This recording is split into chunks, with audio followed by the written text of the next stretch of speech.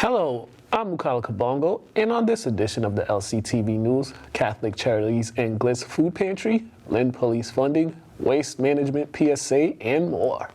On the Lynn Lowdown, we talked Kumba Foundation. Here's this week's LCTV News for Friday, February 18th, 2022. This episode of the LCTV News is brought to you by Columbia Insurance Agency, serving the Lynn community for over 60 years with home, auto, and business insurance.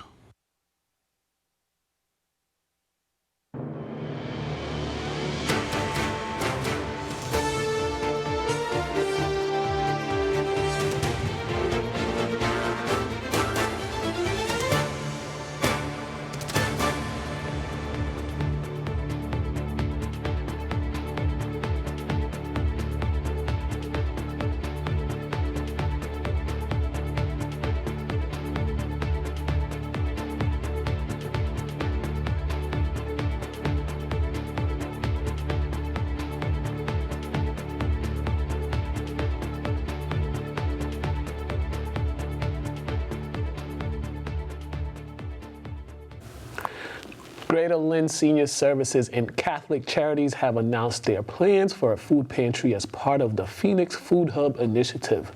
The agreement for the charities is to lease approximately 3,600 square feet on the first floor of the Glitz office building. The food pantry is one of the key programs for the Food Hub initiative. The Phoenix Food Hub offers housing advocacy, mental health counseling, stress management, and mobility training, as well as healthy cooking classes and nutrition screening. The Lynn Police Department was awarded more than $370,800 in state funding to help address and respond to youth violence. The funding was made possible through the Community Safety Initiative Grant Program from Senator Charles E. Shannon, Jr. The grant will be used to help support the Lynn Police Department's Shannon team, which includes Family and Children's Services, Lynn Youth Street Outreach Advocacy, Catholic Charities, DPW, and Lynn Parks and Recreation. Money from the funds will also be used to support the department's Youth Service Unit for Gang Prevention and Suppression, support additional investigations and hotspot patrols, as well as the Winter Teen Drop-In Center. One man has passed away after a car accident on Euclid Ave Tuesday afternoon. Marian Guzman passed away after crashing his 2019 Mazda CX-19 into a telephone pole. Guzman was the lone passenger in the vehicle. Firefighter had to extricate Guzman out of the vehicle and was taken to Salem Hospital, where he was pronounced dead. Guzman, who worked at Linfield Town Hall, the cause of the crash remains under investigation. LCTV collaborated with Waste Management for a PSA on the proper ways to recycle your items. Here's more. So because of the grant that was given to us by Mass Department of Environmental Protection, we are allowed to be out here looking through the bins and kind of just making sure that part of the issue with the bin is that it's also placed on the curb directly so that Waste Management can come and get it, but also just to make sure that the stuff that's in the bin can be recycled. So what we're looking for are clothes that would not be able to be recycled, which would be trash. We're looking for tangling things like hoses or zip ties or long pieces of plastic. You know, a crock pot is not a good thing to put in your recycling bin. Suitcases are not a good thing to put in your recycling bin. But what's good to put in your recycling bin are plastic bottles, glass bottles, paper, cardboard that's smashed up, pieces of paper that are not ripped to pieces of shreds because that can't be recycled. Any type of container that has the recycling triangle on it is good, but anything that's food covered is not good. Even a dog food can or a cat food can, and you don't rinse that out, that is kind of an issue. When you grab your recycling bin in the morning, whenever you put it out, right before they come to get it, you want to drag it to the curb and you want the back of your bin to face your house so that Waste Management can come pick it up and it can dump it right in the bin. What we do, if we see that your recycling bin is not really a good bin to be recycled, we will take the bin, put what we call an oops tag on it. We would check on the oops tag what's wrong with the bin. We'd then tie the oops tag to the bin and turn the bin so that Waste Management will see the back of the bin. lynnma.gov/recycle. or you can call 781-268-8000.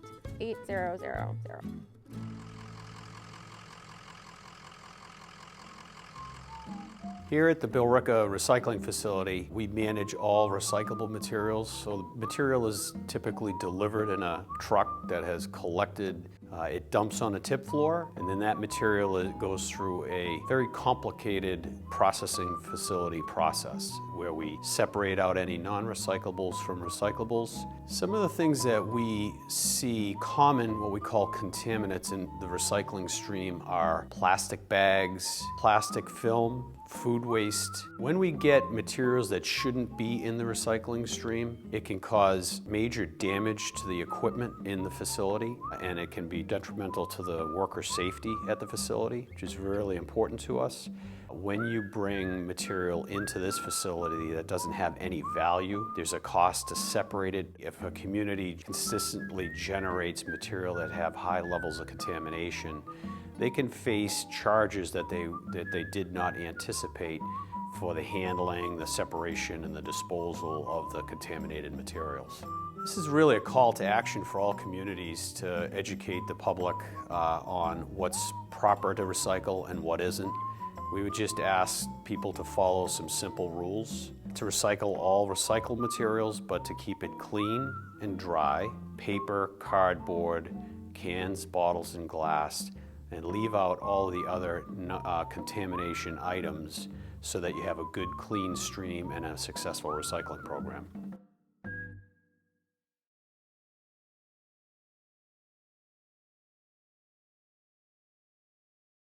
LCTV collaborated with the Lynn Museum for a display of their new exhibit, the Train Diorama. Here's a look back of the exhibit opening.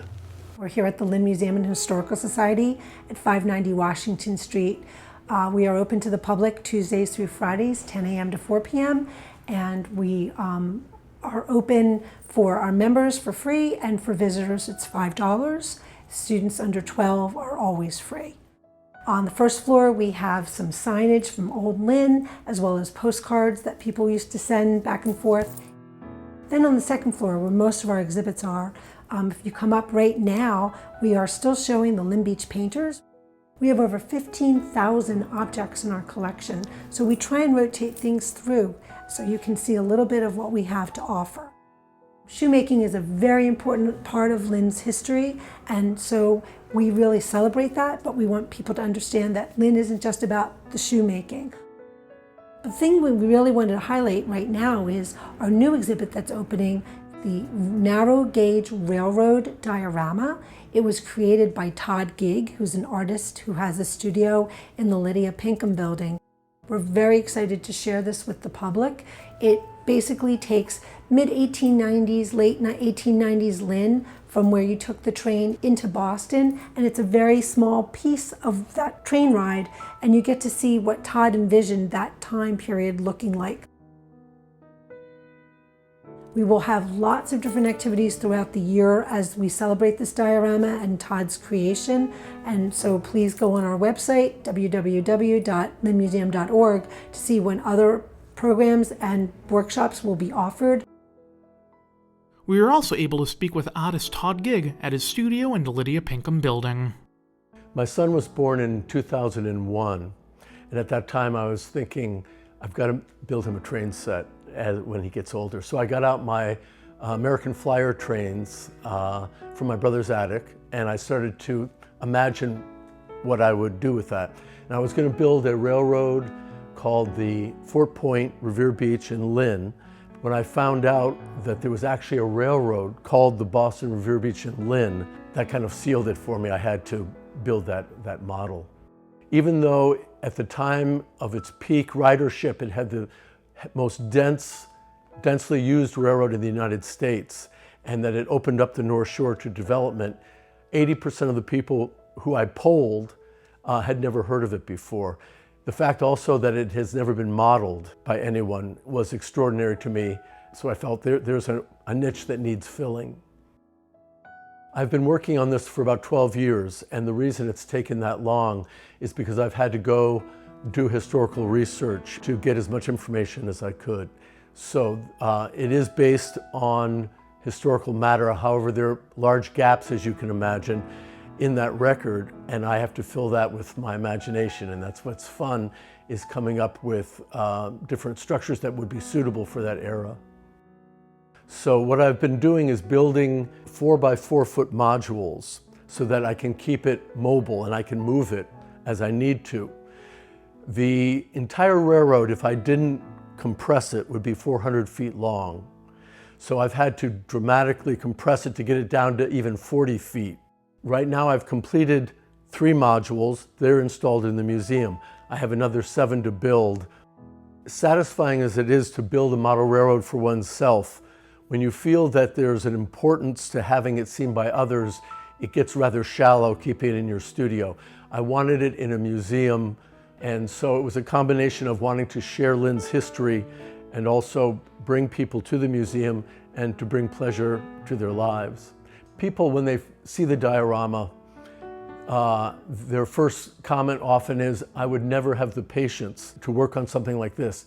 But your gratification is immediate. It's not so much the completion, it's watching this landscape come to life. And so the pleasure is constant. The only thing I'd like to conclude with is my gratitude to the museum. There are many things that I have learned in making the diorama that the historical societies in Lynn and in Revere and in Winthrop were unaware of. That's one of the things that's so valuable educationally about the diorama, is when people come to see it, they're being educated in ways that perhaps they didn't expect. People forget what they once had unless they're reminded of it. And the diorama is a wonderful way to remind people what once was in Lynn. And now for the sports update.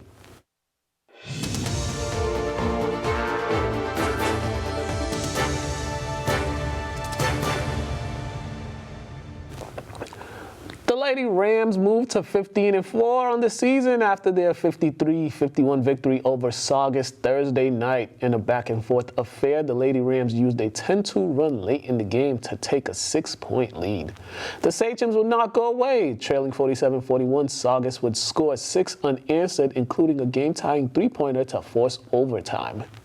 In overtime, Ava Thurman would take over the game as she scored the last 4 points for the Lady Rams in overtime to seal the victory. Thurman finished with 18 points. Lynn English Lady Bulldogs improved to 15-3 on the season after their 88-27 victory over Somerville Wednesday. Jaylee Perry once again notched another double-double with her 22 points to go along with 16 rebounds. Alicia Jean also had a double-double with 10 points and 11 rebounds. Lynn English will play Acton Boxborough in the Spartan Classic this weekend.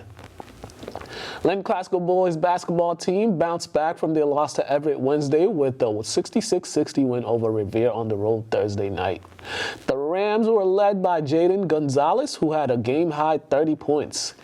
Almani Medina added 10 points for the Rams. Lynn Classical is back in action tomorrow at the Spartan Classic against Lincoln Sudbury. Lynn English boys basketball bounced back from a tough loss to Beverly Tuesday night with a 64-57 victory over Somerville Wednesday night. Tyrese Garcia once again had a great all-around game as he poured in 30 points to go along with 5 assists and 5 rebounds to lead the Bulldogs. Lynn English, they're back on the court Saturday when they take on Springfield Central. The St. Mary Spartans boys basketball team captured the Catholic Central League title Thursday night after defeating Archbishop Williams 75-55. 4 Spartans scored in double figures, led by Army Merriman's 21 points to go along with 14 rebounds. David Brown Jr. added 20 points, 9 rebounds, and 6 assists. The Spartans moved to 21-1 on the season. St. Mary's is back on the court tomorrow when they take on Lowell Catholic. The Lady Spartans fell to Bishop Feehan 44-42 in the Catholic Central League Classic Final. St. Mary's was led by Nia Morgan, who had 19 points, and Ursi Quiles, who had 17. The Spartans are back on the court Sunday when they take on Fontbonne. Lynn Tech boys basketball dropped a tough road game Wednesday as they fell to Wakefield 73-35. Edric Gonzalez had a double-double for the Tigers as he put in 12 points to go along with 11 rebounds. Lynn Tech is on the court tonight when they take on Swampscott. Boston College dropped a tough 99-95 road game to Notre Dame Wednesday night. Late in the first half, with the Eagles up 2, DeMar Langford Jr. would knock down the jumper to give the Eagles the 43-39 lead going into the half. The second half was a back-and-forth affair as the two teams traded lead after lead. After Jaden Zachary tied things up at 84 with his free throws, Blake Wesley would put the Irish up 86-84 with 13 seconds remaining. Makai Ashton Langford would tie things back up at 86 with the layup. In overtime, the Irish would open up a 5-point lead, but the Eagles would not go away. Down 93-89, Kanye Jones would knock down a 3 to make it a 1-point game. After 2 Irish free throws, Makai Ashton Langford's 3 will cut it to the 95-97 game. The Irish would knock down 2 more free throws to close out the game. The Eagles are back on the court Saturday when they take on Syracuse. Tip-off is set for noon. The Boston Bruins have lost back-to-back games after falling to the New York Islanders 4-1 last night. After going up 1-0 on a Taylor Hall goal, the Bruins would not get another goal the rest of the way. In the second period, Jean-Gabriel Paige tied things up at 1 apiece on a power play.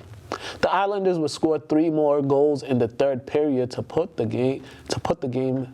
cruise to a victory. The Bees are back on the ice tomorrow night when they take on the Ottawa Senators. Puck drops at 7 p.m. The Boston Celtics' 9-game winning streak came to an end Wednesday night as they fell to the Detroit Pistons 112-111. In the fourth, with the Celtics up 106-98, Jeremy Grant kicked off a 14-3 run for the Pistons with a jumper to get the Pistons within 3. After a Celtics turnover, Jeremy Grant and Sadiq Bey would knock down back-to-back threes to pull within 2. Grant will once again tie the game at 1:50 remaining in regulation. The Pistons would take the lead with 42.8 seconds remaining on a Sadiq Bey jumper.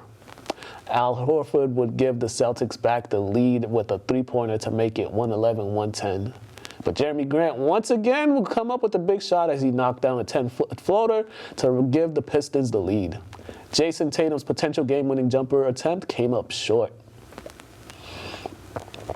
Congratulations to the Los Angeles Rams on being Super Bowl champions after their 23-20 victory over the Cincinnati Bengals Sunday. The Rams struck first with a 6-play drive that ended with a 17-yard pass from Matthew Stafford to Odell Beckham Jr. to make it a 7-0 game.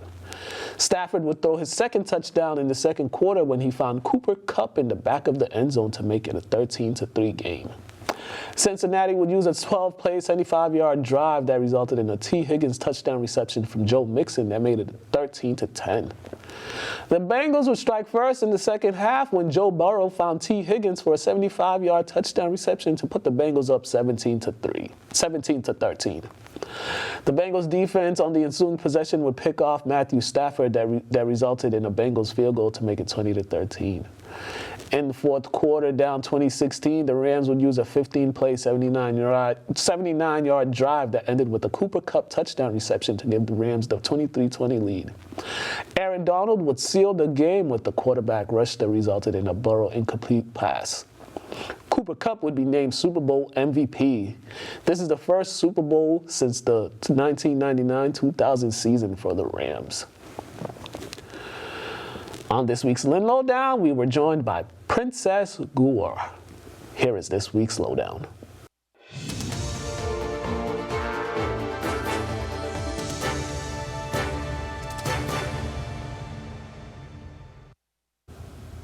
Hello and welcome to another edition of the Lynn Lowdown, and we have a special guest with us. We have Princess here to talk about her foundation, the Kumba Foundation.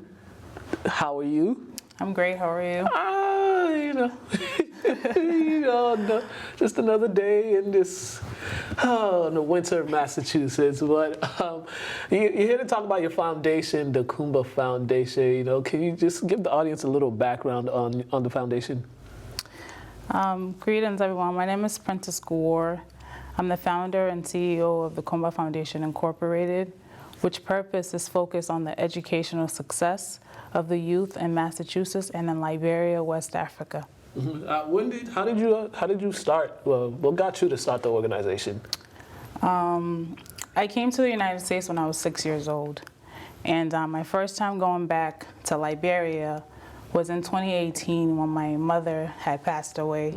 My family decided to have a memorial service back home with the rest of the family. Yeah. So I said to myself, what can I do to give back to my community that's affordable for me?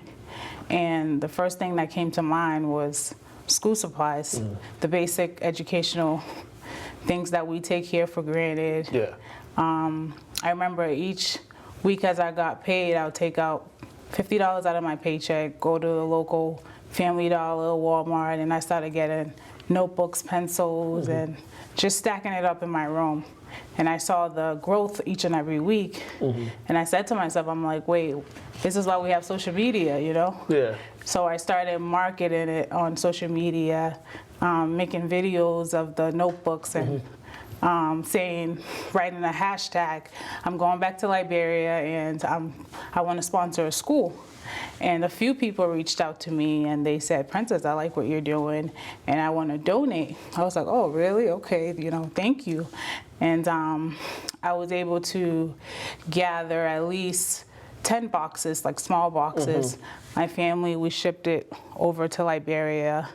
When we got there, we distributed it out to the community, the kids in the community, the local churches, and I saw the impact that it made, and I said to myself, wow, you know, they actually appreciate things like a pencil or notebook that we take for granted. So, and family members was coming up to me, they said, Princess, thank you so much, God will bless you. So I said to myself, I was like, wow, I have to do more, you know, because we're in the United States, this is a country with a bunch of opportunities, you know? So why not take advantage of it and try to create something to help my people back home? Yeah, and the interesting thing about the difference in schooling in America and in Africa is in some places in Africa, they have to pay for school throughout. You know, elementary, middle school to high school, they have to pay. They have to pay. Here, there's an option. You got to go to public school or private school, but then you just start off young. So, and the resources aren't readily available to a lot of people because of some of the states in certain places. So that's good that we can the Africans that come here are able to go back and help in that aspect as far as getting those education to the kids coming up. Have you, besides that time you went back for your mom's funeral, you've gone back a couple more times? Yes, so when I came back after I got everything incorporated under the Commonwealth of Massachusetts, and then we got our 501c3 status, I started making trips back home each year. We just recently purchased the land, so we want to build a school. Like you mentioned, kids have to pay for school in there because majority of the schools, as in my country, well, it's not just Liberia, but it's like in third world countries, you have to pay. Everything is private, so the kids in the rural areas are being left out. They're not being educated. We have 18-year-olds that's still in the 6th grade. So you can see the gap that's there. So that's a need that we have to really, really pay attention to. We have, because they're the future leaders of tomorrow, you know? Yeah, definitely. And, you know, besides the school supplies and helping, you know, getting ready to build a school over there, what are some of the other things that your foundation does? We provide tuition, like fees and stuff. That's mainly the goal, because yes, we can bring back all these materials and stuff, but the real need is getting them into school, paying their school fees, and making sure that simple things like being able to have enough food to eat, you know, so little things like that come in play. So we do provide that. When COVID first started, we donated like a bag of rice to an orphanage home, you know, just going outside of the educational, because we want them make sure, instead of just focusing on the school, we want to make sure that we target everything that's needed. How did COVID affect operations for you all and for back home? Well, schools got shut down. It's not like here in the U.S. we have like remote learning, so a lot of the kids were home. We couldn't host a lot of fundraising events, but that didn't really hold me back as a soul. It just made me think of more ideas.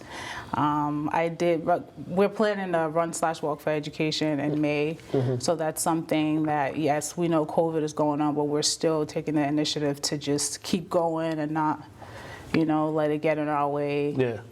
And, as some of those kids get older, will you look to have some collaborations with colleges and universities here for those students back there that, that when they graduate or they get to the age of going to college, you have some type of collaboration? Is that something in the future that you're going to plan on working on to get them to go to college here or somewhere?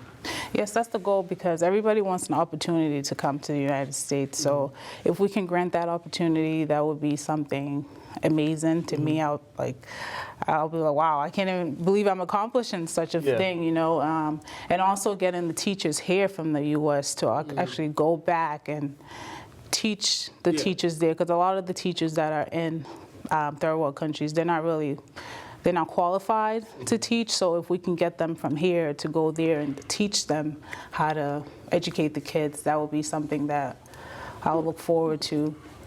Now, on your trips, how frequently are you going back and forth? Is it once a year or a couple times a year? Or how frequent are your trips back home? Once a year.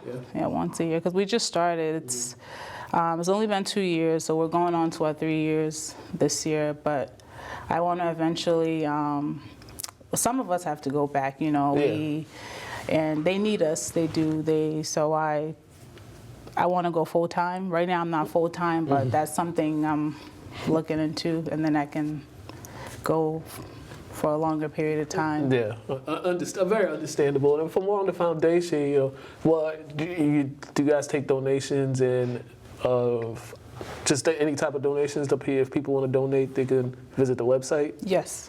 All right, please let them know the website. Our website is the Kumba Foundation .org, www.thekumbafoundation.org. All right, any social media pages? The Kumba Foundation, Facebook, and then same thing, Instagram and LinkedIn. Okay, Yeah. and if they want to know all the information about the foundation, just go to the website, all those pages, and they'll have information on that. Yep, and also just Google the Kumba Foundation and everything will come up, social media pages. And we also have a documentary on YouTube of my recent trip back to Liberia. I had a communication with some of the kids on the ground. A lot of them have dreams that they want to accomplish. So in the documentary, we're showing the kids selling on the streets, but these are kids that are actually in school, but they also have a trade, they have a business mind. We have, so little things like that you can see in the documentary as well. All right, definitely. And lastly, what's, for the remainder of this year, what are some of the planned events that you have, or, fundraising events or anything that you have aligned for this year? Our biggest event is my first time trying a road race, so I am excited about that. It's in May 14th at 9 a.m. in Lynn, Massachusetts here on Broadway. Okay. So that's something I'm really, really looking forward to, and then once we see how that goes, we can start planning for the future, doing other stuff. But the city approved it, so thank you to Lynn community for assisting us in doing this, and Captain Brown as well for escorting us with police escort for the event. So we appreciate that. May 14th? May 14th, yep. All right, that should be a good one. All right, make sure you visit the website if you want to know more about the Kumba Foundation. If you want to donate, go check that out. Go check out the documentary on the YouTube channel. It's on the YouTube? Yes, on the YouTube, just Kumba Foundation. Everything Kumba Foundation, everything, right? Yep. All right, everything Kumba Foundation. Just go check it out, show them support. Princess, thank you for coming on. We really appreciate you coming on, and continue to do the great work. Thank you for having me. Not a problem. All right, you guys have been watching the Lynn Lowdown. We are out of here.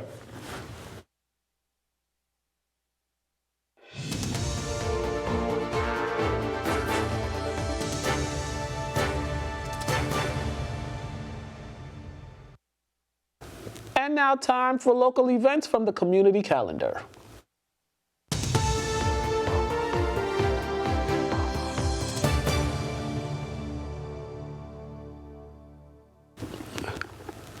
Tomorrow from 7 p.m. until 11:30 p.m., Sweet Sadie's benefit concert will take place at the Knights of Columbus. This is the first benefit concert of its kind for Sweet Sadie's Difference Makers. All funds raised will go towards providing access to educational opportunities for those with disabilities. Next Friday, Lynn Parks and Recreation will be hosting the Daddy-Daughter Dance from 6 p.m. until 8 p.m. at the Knights of Columbus. This dance is for all pre-K through 5th grade girls and their dads to enjoy a fun-filled night of music, dancing, games, photos, and refreshments. For more information, contact Lynn Parks and Recreation to find out. To find out more about the community calendar, visit lyntv.org. Thank you for watching the LCTV News. Make sure to subscribe to the LCTV Facebook page as well as the LCTV YouTube channel. Also visit lyntv.org to watch any show at any time on your computer, phone, or tablet. I'm Mukala Kabongo. Have a great day.